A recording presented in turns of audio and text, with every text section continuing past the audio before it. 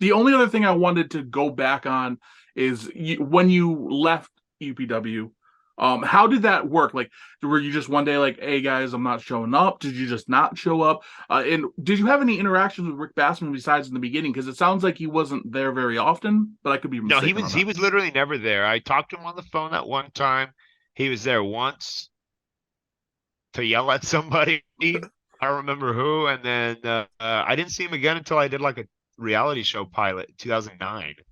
Hmm. Um, so no, it's just kind of like, hey, like I was out. Honestly, I was really embarrassed to not come anymore. I kind of like didn't even tell Ricky. I just kind of stopped showing up at first, and then I kind of let him know, like, yeah, no, I had to move. Um, so no, I wasn't really proud of that. Giving that up after 6 straight years of saying nothing but I will be a pro wrestler. It was pretty embarrassing. That was hard. That was a big part of why I went home depressed, got super fat.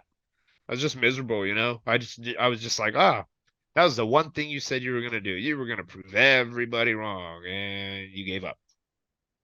So fast forward now that you are doing matches, like, are you feeling, okay, I did it. I've not Dude, only proved others wrong, but myself. Because oh yeah, no, I like my first match was rotten, which is to be expected.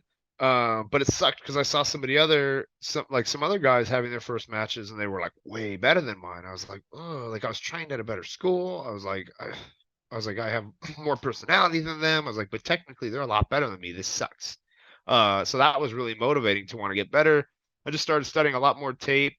Um, for a long time, I wouldn't take any risks, like at all, like cookie cutter, buy the book, like don't try that. No, that move's scary. Say no to that. Say no to that. Say no to that. I just wouldn't take any risks. I had just put myself in such a small box for so long.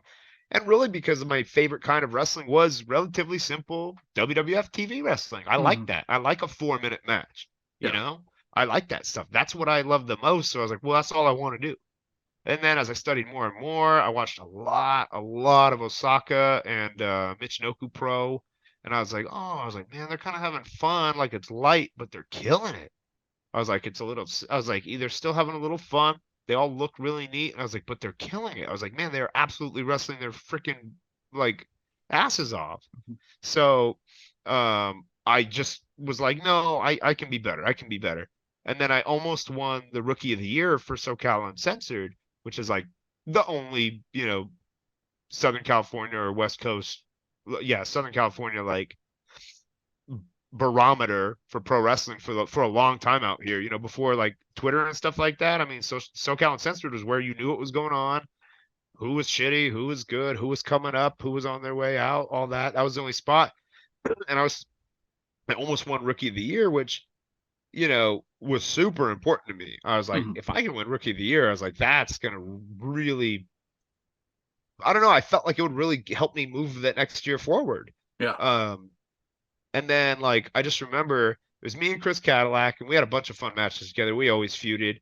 He was in PWG a few times. He was a SoCal mainstay for quite a while, especially like in like cruiserweight style matches.